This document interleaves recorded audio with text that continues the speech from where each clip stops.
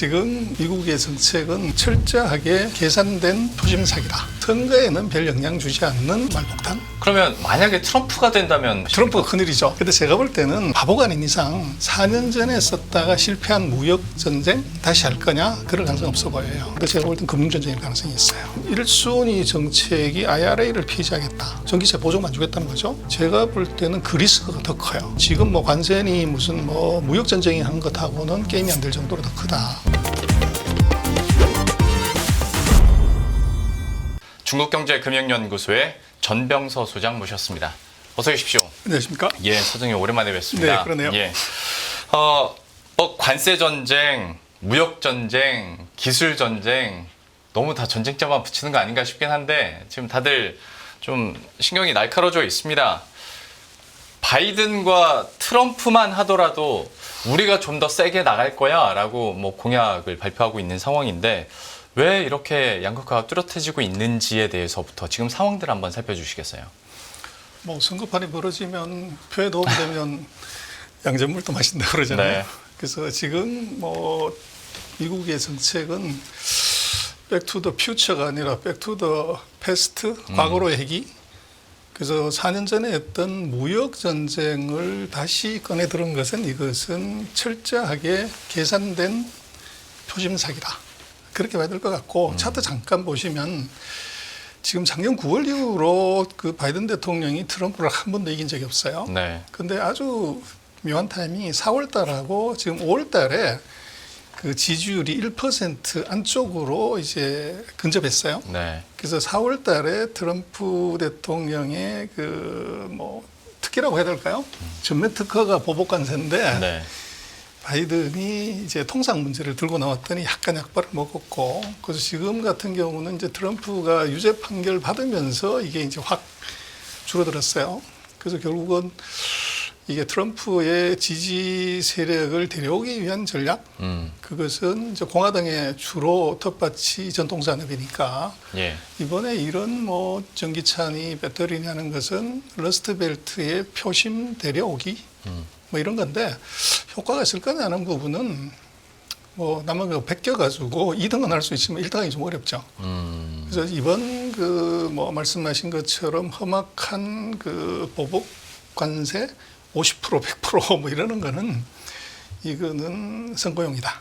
아. 그렇게 볼 수 있을 것 같아요. 그러니까 얘기를 해주신 100%는 중국산 전기차였고 뭐 범용 반도체부터 원자재, 배터리 다 하고 있는데 그러면 글쎄 지금 판세로 봤을 때는 트럼프가 뭔가 유리해 보이긴 합니다만은 정말 이게 먹혀서 바이든 대통령이 다시 재선을 한다고 했을 때 이건 완전한 가정이긴 합니다만 그 이후에는 그러면 지금 나오고 있는 관세 폭탄들이 바이든 정부 하에서 계속 지속성이 있을까요? 없을 것 같은데요. 안을 자세히 보면 무슨 문제가 있냐면 100% 50%는 말폭탄인 것이 예를 들어서 미국의 뭐 전기차 그 누가 수출하냐? 네. 중국의 대표 기업이 BYD인데 BYD는 미국으로 전기차 수출하는 게 없어요. 그래서 실제적으로 중국이 미국으로 다이렉트 전기차 수출하는 것이 없기 때문에 거기서 100% 때린다는 것은 엉터리다. 네. 그리고 지금 이제 말씀하신 것 중에 제일 중요한 게 반도체에 대해서 50% 보복 관세를 때린다고 하면 이건 정말 큰일이죠. 네. 근데 재미난 것은 언제부터 시행하냐? 요걸 보면 2025년부터라는 얘기예요. 그러면 선거판 끝나고 있기 때문에 네. 누가 될지 모르는 거죠. 그래서 지금 선거에는 별 영향 주지 않는 이제 어떻게 보면 말폭탄. 그래서 그게 이펙트가 어떨 거냐 하는 것은 돈한테 물어보면 답이 있습니다. 그래서 그 대표적인 게 이제 전기차 배터리, 반도체, 그다음에 태양광 뭐 이런 건데 중국의 1등하는 전기차 회사가 BYD, 2등하는 회사가 CATL, 배터리에서 1등하는 회사가 그리고 태양광은 롱지고 뭐 반도체에서는 SMIC인데 그 4개 회사들의 주가가 최근에 어떻게 했냐를 보면 되죠. 50% 100% 때리면 이건 뭐 난리 나야 되는데 주가에 별 변화가 없습니다. 그 얘기는 돈이 판단하는 바이든의 뭐 관세 폭탄은 그 별 관심 없다. 이제 그렇게 봐야 될 것 같아요. 그러면 이제 바이든을 가정을 했으니까 공정하게 트럼프도 가정을 했을 때 근데 트럼프 전공 분야잖아요. 관세 폭탄은. 그러면 만약에 트럼프가 된다면 이후의 양상은 어떻게 예상하십니까? 트럼프가 큰일이죠. 그래서 트럼프는 60% 보복관세 때리겠다고 그랬는데 네. 바이든이 선수를 쳤어요. 100%. 그래서 아마 트럼프가 되면 한 200% 때려야 되지 않나 싶어요. 네. 근데 제가 볼 때는 트럼프 대통령의 실력을 봐야 되는데 트럼프 대통령은 그 대통령 되기 전에 했던 일이 그 방송인으로 11년간 방송했었고 네. 그다음에 이제 부동산업 하면서 4번 부도냈다가 4번 일어섰어요. 그리고 더 재미난 것은 협상의 기술부터 시작해 갖고 책을 17권인가 19권을 썼어요. 네. 그러면 트럼프는 바보가 아닌 이상 4년 전에 썼다가 실패한 무역 전쟁 다시 할 거냐? 그럴 가능성 없어 보여요. 지금은 이제 노동자들의 표 이걸 위해서 이제 무역 전쟁에 관한 얘기 언급을 하지만 제가 볼 땐 지금 얘기하는 것은 선거 끝나면 그것을 가능성이 저는 대단히 낮다고 봐요. 그래서 새로운 전쟁을 이제 시작을 하지 이미 제조업을 기반으로 한 무역 전쟁에서 미국이 중국을 이겼냐? 그걸 냉정히 판단해보면 중국의 무역 수지 흑자가 줄어들어야 돼요. 근데 2019년 이후로 중국의 무역 수지 흑자는 계속 늘어났고 작년은 사상 최대로 8,300억 달러까지 올라갔어요. 예. 그래서 무역으로 하는 제재는 의미 없다. 그것으로는 잡는 것은 제일 어렵고 그래서 제가 볼 때는 트럼프는 그렇다고 해서 바이든의 그 기술 봉쇄 전략을 그대로 다 쓸래? 그렇지도 않을 것 같아요. 그래서 그걸 계속 쓴다고 하면 성공했다고 하면 누구 공이냐 그러면 바이든 공이 되죠. 그렇죠. 트럼프의 속성상 보면 제가 볼 때 무역 전쟁도 아니고 기술 전쟁도 아닌 새로운 전쟁으로 나온다. 그게 뭘 거냐는데 제가 볼 땐 금융 전쟁일 가능성이 있어요. 금융 전쟁. 그렇죠. 이러면 또 다음 페이지가 열리는 건데 이거는 뭐 아직 정해진 게 아니니까 예, 정해지고 난 다음에 좀 더 심각하게 한번 얘기를 해보도록 하겠고 우리 얘기 하기 전에 그 관세 얘기 나왔으니까 튀르키예도 중국산 차량에 대해서 관세 부과한 얘기를 했고 그리고 유럽권에서도 중국을 계속 압박한단 말이죠. 중국 입장에서의 상황이 좀 궁금해서요. 어떻습니까? 그래서 이제 중국은 별 신경 안 쓰는데요. 터키가 중국의 전기차 시장에서 어떤 비중을 차지하냐. 근데 그거 이전에 자동차 전체 시장에서 보면 작년에 중국이 뭐 자동차 수출 1위를 했다고 난리가 났죠. 네. 근데 중국이 연간으로 한 522만 대 정도 팔고 있고 금년 4월까지 수출을 한 71만 대 정도 했어요. 그런데 터키에 때 파는 것이 지금 뭐 한자로 돼서 나오긴 그렇습니다만은 2만 9천 대 팔았어요. 네. 그래서 중국 전체 수출의 4%. 그래서 그 정도고요. 그래서 뭐 터키 같은 경우는 요새 눈치를 많이 보는 나라죠. 그러고 이게 이제 그 유럽이나 미국 쪽에 붙는 것이 유리하냐, 아니면 중국 쪽에 붙는 것이 유리하냐를 저울질하죠. 그래서 네. 제가 볼 때는 뭐 트리키예가 보복관세 때린다는 것이 다른 신흥국에 영향을 준다 그럴 가능성이 없어 보여요. 그리고 그 그래요? 자체가 규모가 크지 않기 때문에 그것이 중국의 전기차나 자동차 산업에 어떤 충격으로 온다 그럴 가능성은 거의 없는 것 같아요. 근데 이제 여기에 그냥 상징적인 의미로 뭐 신흥국 말씀도 해주셨지만 유럽권으로 확장이 되면서 좀 중국이 고립되지는 않을까에 대한 시나리오에 대해서 그 심각성을 우리가 어느 정도로 봐야 되는지 그래서 이제 궁금해서요. 그게요. 돈에는 애국심이 없어요. 그래서 왜 중국산 전기차를 사냐, 테슬라를 사지. 그게 가성비 때문에 그렇죠. 네.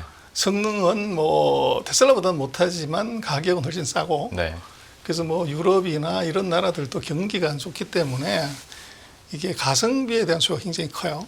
그래서 재미난 것이 이제 테무나 알리 같은 경우를 보면 시인도 그렇고 이 초저가 가성비 제품을 전 세계 50개 나라, 150개 나라에 팔고 심지어는 아프리카까지 판다고요.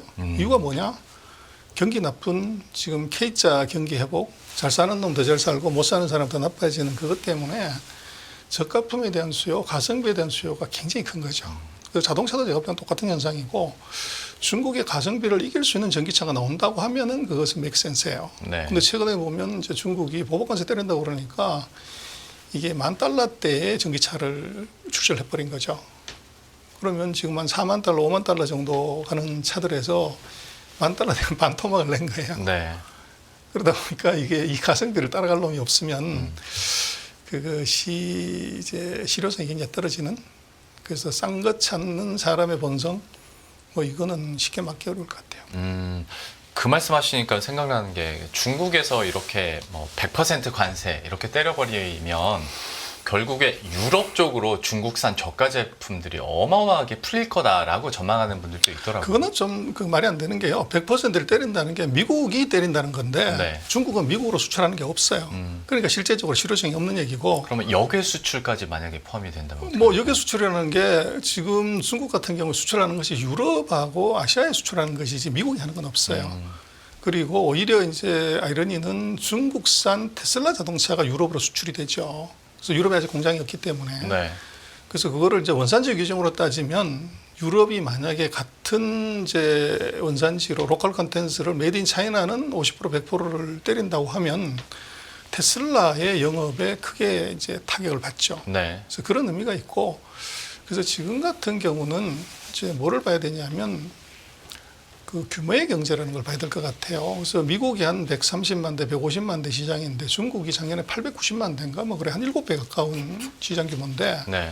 자동차도 그렇고 반도체도 그렇고 규모의 경제 원리가 작용해요. 생산량이 2배가 되면 원가가 33% 떨어지는 것이고, 예를 들어서 4배가 된다고 하면 그것은 이제 66% 떨어지는 거죠. 그래서 50% 보복 관세를 때린다고 하더라도 이것이 생산량을 4배로 늘려버리면 고정비가 훅 떨어져서 단가가 반토막 나도 수익을 보는 구조죠. 근데 문제는 규모의 경제가 안 되는 유럽이나 미국의 작은 규모의 전기차 생산은 원가를 못 맞추는 문제가 생겨요. 그래서 이제 아이러니하게도 그 중국에 대한 보복의 제재 역설, 그 보복의 역설이 지금 등장하는 것 같아요. 제재를 했더니 얘들이 그걸 벗어나려고 더 원가 절감하고 더 이제 어떻게 보면 생산 캐파를 늘려가지고 단가를 낮춰버리는 네. 그런 일이 벌어졌고, 최근에 보면 우리가 조금 주의해서 봐야 되는 게 그 핸드폰 만드는 샤오미가 전기차를 만들었어요. 네. 근데 이게 하루 만에 1년 동안 생산할 수 있는 이제 8만 9천 대, 거의 9만 대 가까운 이제 판매를 하루 만에 다 끝내버렸다고요. 근데 그 이유가 뭐냐고 그랬더니 기능은 테슬라의 모델 3하고 비슷한데 가격은 그거보다 한 30, 40% 싼. 이제 여기에 이제 그 시장이 열광하는 거죠. 그래서 그런 문제들이 지금 이미 규모의 경제를 갖춘 놈한테 이 관세나 이것으로 제재를 한다는 것은 그게 단기적인 심리적인 충격이지 저것이 경제적으로 큰 타격을 주기 어려울 것 같아요.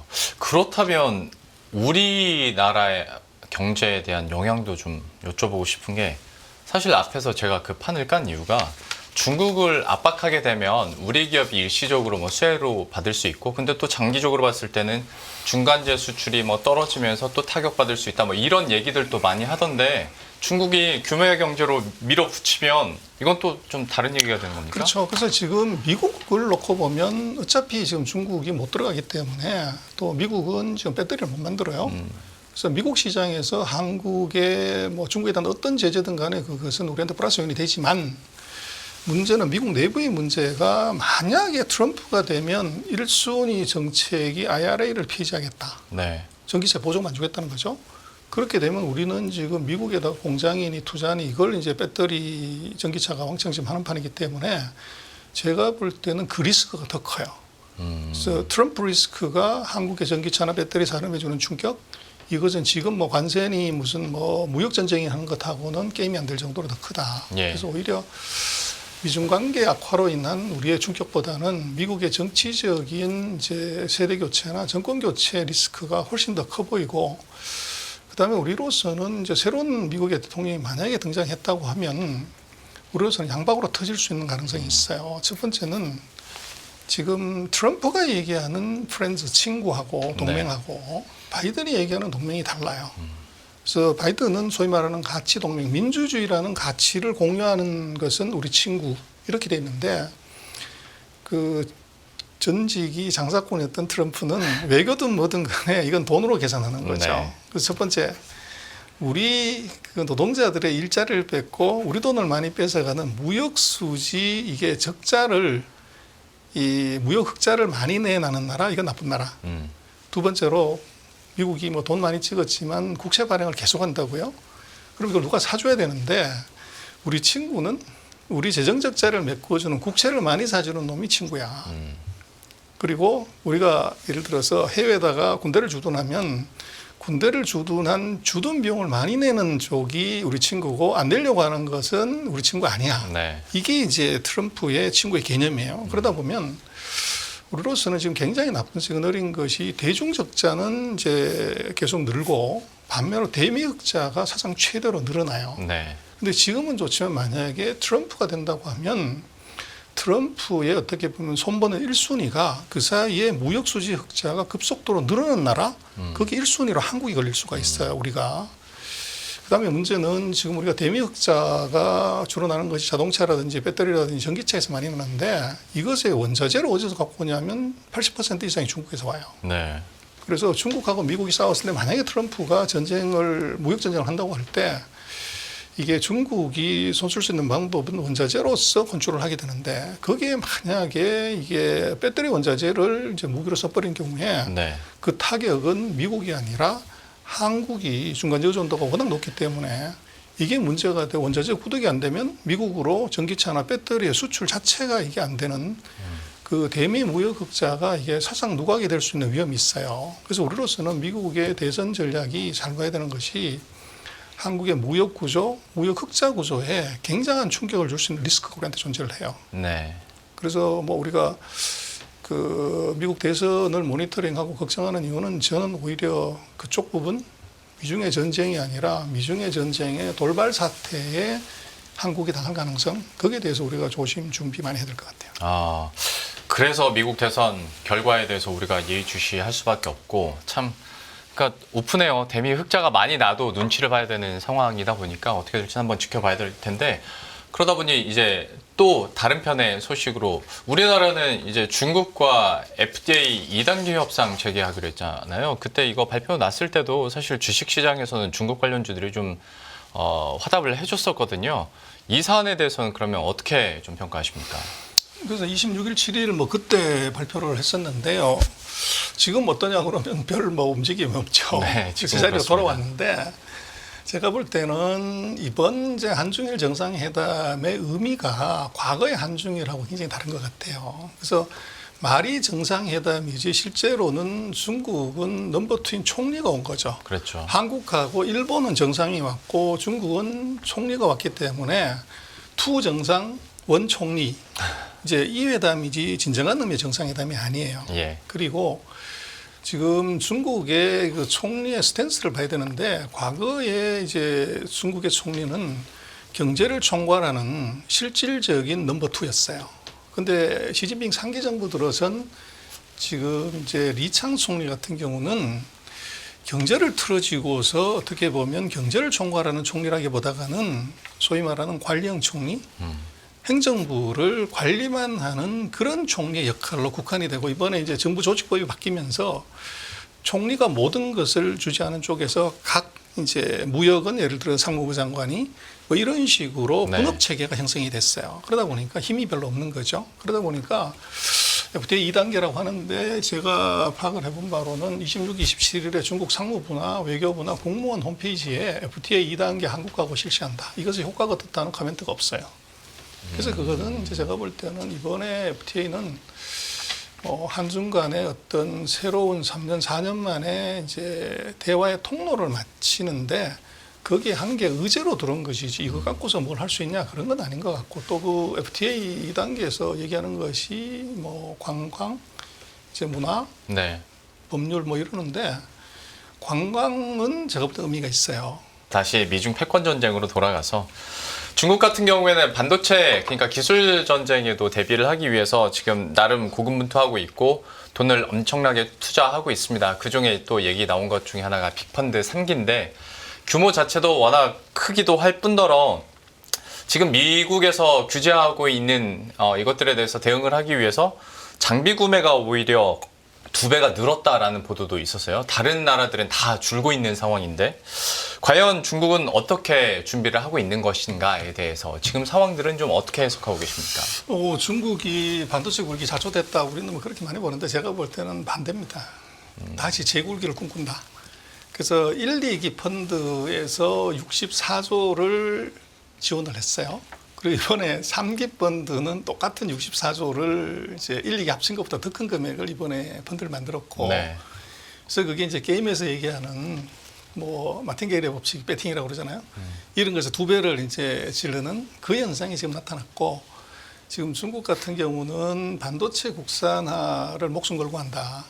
그리고 거기에 이제 미국이 장비, 기술, 서비스까지 다 막았기 때문에 네. 이것은 이제 자체적으로 해결을 해야 되는 문제가 생겼고, 그러다 보니까 살 수 있는 장비 다 사고 베낄 수 있는 기술 다 베끼고 뭐 이런 전략으로 가는 거죠. 올인 전략. 그러다 보니까 작년 같은 경우에 전 세계 최대 장비 시장이 아이러니지만 중국이었죠.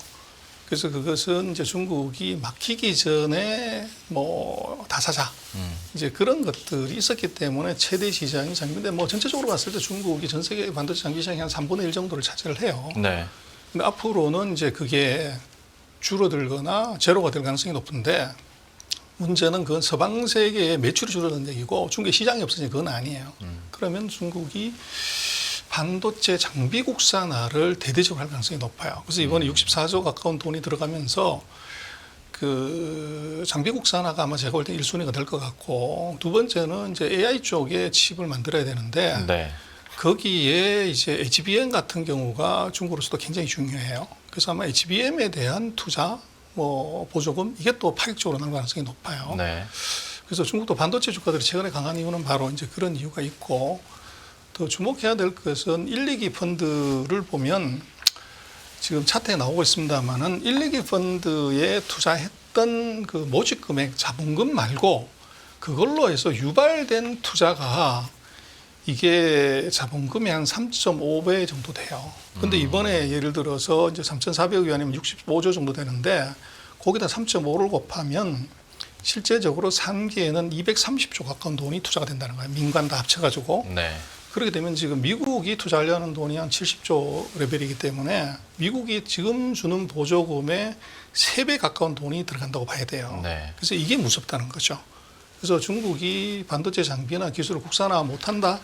이거는 아니에요. 그래서 시간이 문제일 뿐이지 미국보다 더 많은 돈, 더 많은 인력을 투자를 하면 국산화는 가능하지만 이게 이제 몇 년이 걸릴 거냐? 네. 그게 이제 핵심이고, 그래서 중국 같은 경우는 뭐 제일 관건이 되는 것이 이제 리소 장비, 노광 장비인데, 뭐 이건 지금 이제 28나노 정도를 만들었다고 얘기를 하지만 이게 5나노, 3나노까지 가려고 하면 적어도 10년에서 12년 이상의 긴 시간이 걸려야 됩니다. 네. 그래서 그 사이는 이제 한국 같은 경우 또는 반도체 장비 회사들이 뭐 안심을 할 수 있지만, 문제는 중국이 그런 이제 리소 장비, 핵심 장비를 뺀 나머지 장비의 국산화는 굉장히 빠른 속도로 해줄 가능성이 높아요.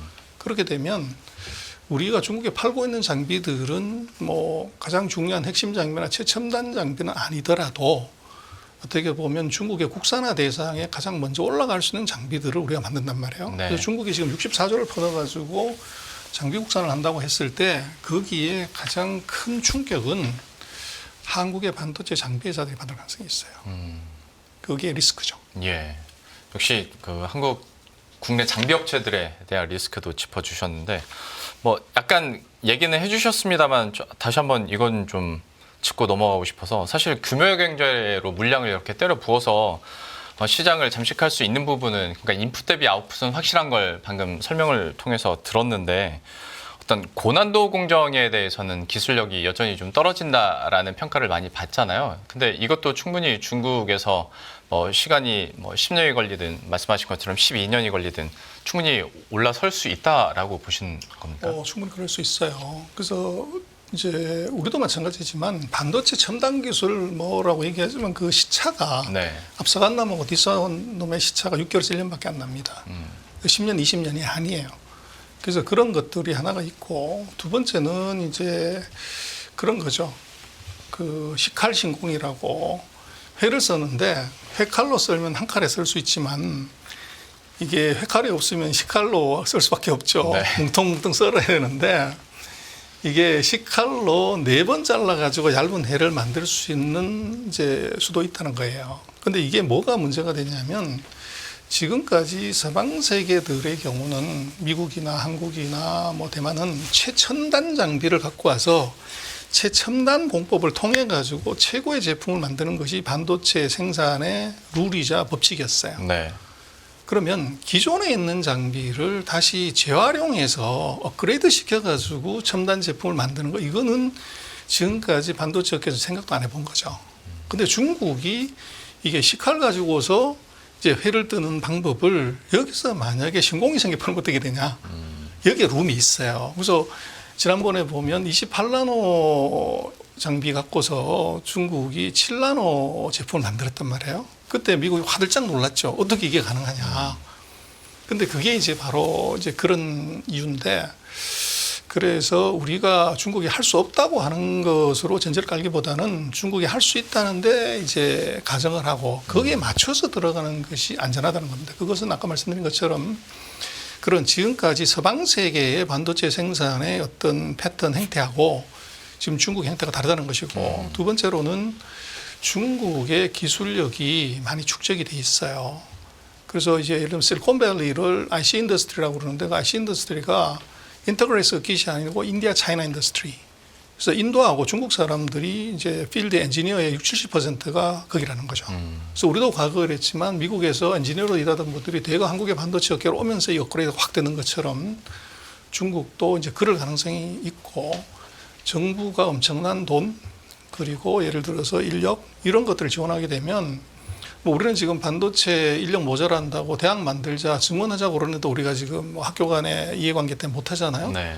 근데 중국은 바로 칭화대학에다가 반도체 대학원 만들어줬고, 동시에 12개 대학에다가 바로 반도체과를 만들어줄 정도로 파격적인 지원을 해요. 네. 그래서 결국은 기술이라는 것이 돈하고 사람을 어떻게 투자하냐는 건데, 그 부분에서 이제 서방 세계가 베팅하는 것에 2배, 3배를 하기 때문에 우리가 생각하는 것보다 훨씬 더 짧은 시간 내에 중국이 반도체를 국산할 수 있는 가능성, 이거를 좀 조심해야 돼요. 그래서 우리는 중국이 못한다는 쪽이 대세고 안 된다는 쪽인데, 그건 아까 말씀드렸던 것처럼 서방 세계의 그런 이제 반도체 생산의 공법 기준으로서 그렇다는 것이고, 네.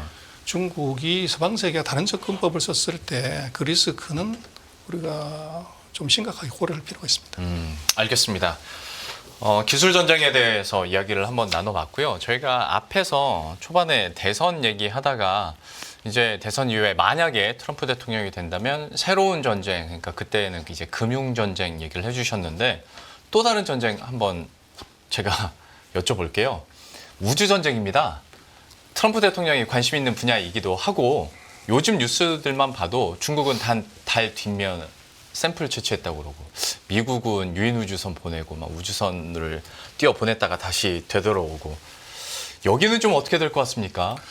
그래서 뭐 세상은 세 종류의 나라가 있는 것 같아요. 한 나라는 달 보고서 기도하는 나라가 있고, 한 나라는 달에 올라가는 나라가 있고, 네. 세 번째 나라는 달에 가서 흙을 퍼오는 나라가 있습니다. 그래서 우리가 중국의 기술력을 낮게 보면 안 되는 것이, 중국을 두렵게 봐야 되는 것은 이게 달에 올라갈 수 있는 나라, 그리고 달에 가서 흙을 퍼올 수 있는 나라, 그 정도의 기술력을 우리가 너무 낮게 본다는 거죠. 그리고 왜 이제 우주전쟁, 달전쟁을 하냐면, 문레이스를 하는 가장 큰 이유는 첫 번째는 4차 산업혁명에서 결국은 통신 속도가 굉장히 중요합니다. 네. 자율주행을 하든 뭐라든 간에.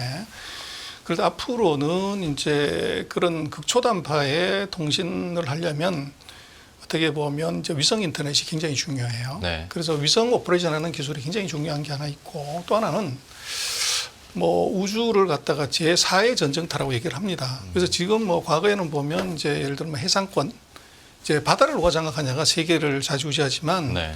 그 다음에 이제 제공권, 이제 하늘을 누가 장악하냐는 건데, 지금은 이제 우주를 누가 장악하냐 하는 것이 이게 굉장히 중요한 이제 전쟁의 방식이 되는데, 네. 거기서 지금 이제 해양이라든지 이제 하늘의 제공권이 약한 중국으로서는 우주 쪽에서의 제공권을 확보하려고 하는 야망이 있는 거죠.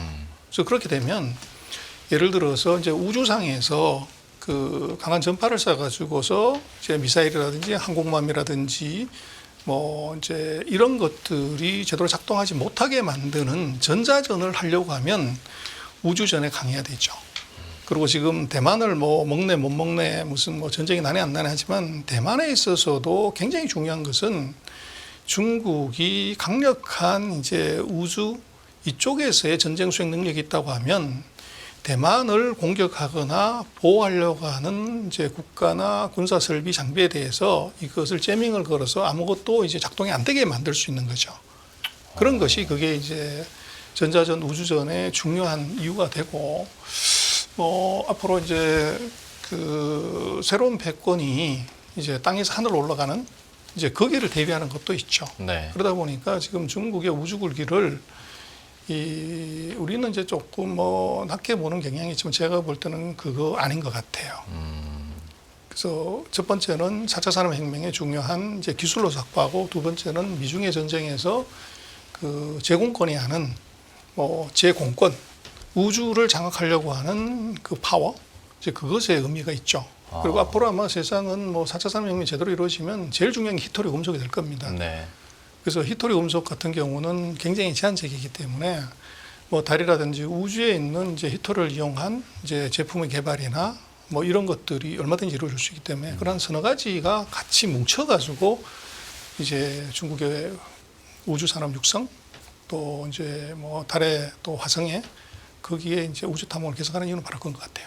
이건 좀 먼 얘기처럼 들릴 수는 있는데, 그럼 우주 전쟁 양상에 대해서는 좀 어떻게 평가하세요? 미국 같은 경우에는 지금은 민간 기업이 더 좀 주력을 해서 기술적으로 앞서 나가고 있는 상황이고, 중국이야 당연히 중앙정부가 컨트롤을 하는 수밖에 없는데, 발전 속도랄지 선점은 어디 갈 거라고 보세요? 그래서 이제 우주 안보로 들어가게 되면 결국은 정부가 돈을 넣어야 돼요. 그런데 중국은 기본적으로 이게 기업하고 정부가 같은 이제 국유들이 들어가기 때문에 바로 쉽게 들어가는 거고, 미국 같은 경우는 방금 말씀하신 것처럼 민간 기업들이 주도가 돼서 하다가 보니까 네. 돈 안 되면 안 하는 문제가 생기죠. 그리고 이제 미국 같은 경우는 예산을 확보해야 되는 문제가 있는데, 이거 이제 국방하고 관련되는 것이기 때문에 국방 예산을 얼마나 늘리냐는 것하고 관계가 있어요. 네. 그런 측면에서 놓고 보면 예산이나 이제 자원의 총동원 능력에 있어서는 미국보다 중국이 훨씬 더 센 것 같아요. 그렇기 때문에 저게 이제 문제고, 그래서 아주 긴 시간이기 때문에 중국의 뭐 투자에 대해서 조금 상대적인 관심도가 떨어지지만 발등에 불이 떨어지면 어떻게 되냐. 그래서 이번 같은 경우도 달에 올라가 가지고 흙을 퍼오는 것들, 그게 미국한테는 굉장히 큰 이제 자극이 될 수밖에 없어요. 그렇게 되면 이제 미국도 뭔가 돈을 내야 되는데, 문제는 재정 적자가 대폭적으로 나오고 예산을 줄이라고 하는 판에 우주라는 항목을 새로 넣었을 때 이게 예산을 쉽게 통과할 수 있냐? 네. 이제 그런 문제가 걸리죠. 그럼 민간이 그렇게 해줘야 되는데, 민간은 그런 이제 비수익성 산업에 대해서는 이제 약하죠. 그래서 그런 측면에서 보면은 중국의 우주 굴기, 우주 전쟁은 좀 다른 측면에서 볼 필요가 있을 것 같아요. 알겠습니다. 우주 전쟁도 관련한 뉴스들이 나올 때마다 저희가 한번 관심 있게 계속 지켜보도록 하겠고요. 시간이 많이 가서 질문 한두 개 정도만 더 하고 마무리를 짓도록 할 텐데, 그 삼중전의 얘기 잠깐 해보겠습니다. 원래 작년 한 10월, 11월에 열렸어야 되는 건데 계속 연기가 되다가 이제 7월 예정이 돼 있습니다. 아무래도 이제 부동산 정책이 어떻게 나올 것인지, 그리고 중국의 내수 활성화를 좀 정책적으로 어떻게 이끌어낼 것인지에 대해서 관심들이 많이 모이고 있는데, 소장님께서는 포인트 어떻게 잡고 계십니까? 소문난 잔치, 먹을 것 없을 거다. 그래요. 그래서 이제 그게 벌써 뭐 1년 가까이 딜레이를 시켰다는 것은 그 네. 중요성이 크지 않다는 얘기입니다. 그래서 중국이 보면 이제 5년간의 그런 당대회를 하는 중에서 7번의 회의를 하는데, 그것의 일정을 이제 지키지 않는다는 것은 그 사이에 3, 40년 동안 해왔던 관행, 그거 별 의미 없다, 이렇게 보는 거죠. 그리고 이제 지금 말씀하신 뭐 부동산이니 경기부양이니 이것은 경제 공작회의 할 때 얘기하는 것이지, 이 삼중전은 경제 전체의 구조 변화, 전략을 얘기하는 겁니다. 그래서 거기에서 무슨 뭐 경기부양책이 나오고 이건 전혀 아니에요. 근데 지금 이미 중국이 작년부터 앞으로의 중국의 경제 성장의 전략의 아젠다를 이미 내놨어요. 그게 이제 뭐 중국말로 신질 생산력이라는 네. 듣도 보도 못한 생소한 단어를 냈어요. 네. 이게 뭐냐면 미래 산업의 투자를 통해서 중국을 업그레이드 시키겠다. 네. 이게 들어와 있어요. 그래서 그 사이 중국은 7대 신흥산업이란 거 갖고서 지금까지 한 15년 동안 해왔는데, 그거하고는 별개의 새로운 산업을 이걸 이미 내걸었어요. 그래서 제가 볼 때는 앞으로 중국의 산업 구조, 또 어떻게 보면 변화는 미래 산업, 중국말로 하는 신질 생산력 산업으로 모든 것을 끌고 간다. 이제 이걸로 정리가 될 것 같고, 그게 아마 삼중전에서 중국 경제 구조의 변환의 핵심이 되는 단어일 것 같아요. 근데 그걸 이미 이제 불렀기 때문에 제가 볼 때 이번 삼중전은 아마 형식적으로 치를 가능성, 이제 그럴 가능성이 있어 보여요. 알겠습니다. 삼중전에 대해서도 소장님께서 보고 있는 평가들 이렇게 들어봤고요. 마지막으로 뭐 요즘에 각국의 통화 정책만 봐도 그냥 각자 도생이거든요. 역시 뭐 기술 전쟁이든 경제적이든 외교적이든 이것도 각자 도생을 해야 되는 상황이기 때문에 앞에서 지금까지 말한 미중 패권 전쟁 가운데서 우리들은 좀 어떻게 스탠스를 취해야 될 것인가, 어떻게 각자 도생할 수 있을 것인가에 대해서 좀 지혜를 말씀해 주신다면. 첫 번째는 이제 중국은 중국이라고 보지 말고 중동으로 봐야 된다. 그래서 중국은 우리의 이제는 제조 공장이 아니라 원자재 조달하는 이제 중동하고 같은 나라는 거죠. 네. 그래서 중국을 자원 공급처로서 잘 관리해야 되는 문제가 하나 있고요. 두 번째는 이제는 그 한미경협 끝났다, 중국이 위기다, 이런 얘기 이제 할 필요가 없을 것 같아요. 그래서 우리가 실리 외교를 가는 것이 굉장히 중요해 보입니다. 그래서 그 사이에 우리가 탈중국 얘기를 하지만 탈중국이 아니라 중국에서 빼야 될 게 있고 중국에서 서서히 줄여야 될 게 있고 다시 들어가야 될 게 있는 거죠. 근데 그걸 다 뭉쳐가지고 탈중국이라고 얘기하는 것은 너무 조금 이제 나이브하게 접근하는 것이다. 그래서 제가 볼 때는 탈중국은 탈제조는 중국에서 하는 것이 맞아요. 임금이 올랐기 때문에. 그러나 탈시장을 해야 되냐, 이건 아니라는 거죠. 그래서 놓고 보면 우리는 지금 자동차, 뭐 핸드폰, 뭐 다 이제 중국에서 나왔지만, 그러면 미국의 포드라든지 GM이 중국에서 나왔냐, 그리고 핸드폰 회사 우리는 나왔지만 애플이 중국에서 문 닫았냐, 스타벅스가 문 닫고 나왔냐, 월마트가 나왔냐, 맥도날드가 나왔냐. 미국의 중요한 소비재 내구재 회사들은 하나도 중국에서 철수한 게 없어요. 우리만 철수했지. 그 얘기는 뭐냐면 시장으로서의 중국은 미국도 포기하지 않는 시장인데, 우리는 이 인건비 올라서 생산 공장으로서의 중국을 빨리 포기해야 되는 것을 늦게 포기하면서 이제 거기에 같이 뒤집어 씌워서 중국에서 시장도 우리가 포기해야 된다, 이런 쪽으로 몰고 가는 것은 제가 보면 오판인 것 같아요. 그리고 지금 이제 재미난 것이 유럽의 독일하고 프랑스거든요. 독일하고 프랑스가 놓고 보면 유럽의 나토 동맹의 뭐 맹주들인데, 나토 동맹은 미국과 같이 스탠스를 가져요. 탈중국 디커플링을 해야 되는데, 아주 재미난 현상은 프랑스의 마크롱이나 이제 독일의 슐츠 총리가 뻔질나게 중국을 왔다 갔다 한다는 거죠. 맞아요. 그래서 그거 왜 그러냐는 거죠. 결국은 이게 중국과의 협력으로 경제적 실리가 있다는 거죠. 네. 거기에 명분이나 뭐 이런 게 없고, 결국은 유럽의 경기 악화를, 이런 돌파구를 이제 중국으로부터 찾으려고 하는 유럽과 이제 관계를 좀 눈여겨볼 필요가 있고, 그래서 결국은 돈에는 뭐 체면이 없는 것 같아요. 돈 되면 이것은 방문하는 것이고, 돈 되면 친구하는 것이고, 돈 안 되면 버리는 거죠. 그래서 우리가 중국과 관계에서는 이제는 철저하게 이게 실리로 갈 필요가 있고, 또 미국의 진짜 우방이라고 할 수 있는 유럽의 맹주인 독일과 프랑스도 중국과의 명분은 명분, 실리는 실리, 이렇게 분리하는 과정이 있기 때문에 네. 우리도 그런 측면에서 중국을 좀 바라볼 필요가 있다. 그래서 뭐 첫 번째는 제가 볼 때는 이제는 중동으로 중국을 보고, 두 번째는 이제 유럽의 국가들의 대중국 전략, 중국으로부터 실리 추구하기, 이걸 이제 우리로서는 조금 벤치마크 할 필요가 있고, 그리고 중국을 탈중국하는 것은 제조를 탈중국하는 건 맞지만, 이게 탈시장을 하는 것은 미국 기업들을 놓고 보면 그것은 오판이다. 그래서 중국의 시장을 어떻게 먹을 건가, 이것은 우리가 계속적으로 고민하고 또 아이디어를 내고, 또 어떻게 보면 탈중국이 아니라 진중국을 해야 되는 이제 그런 쪽으로 봐야 될 것 같아요. 예.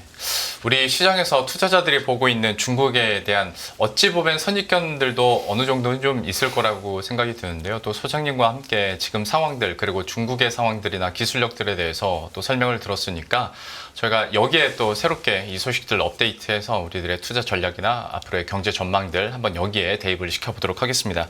소장님과는 이 정도로 마무리 짓고 보내드리도록 하겠습니다. 중국경제금융연구소의 전병서 소장과 함께했습니다. 오늘 말씀 고맙습니다. 안녕하세요, 이승입니다. 더 많은 영상을 보고 싶으신 분들은 화면 오른쪽에 있는 구독 버튼을 눌러주시기 바랍니다. 그리고 영상을 보시면서 좋아요는 필수인 거 아시죠? 항상 인포맥스 라이브를 사랑해 주셔서 감사합니다.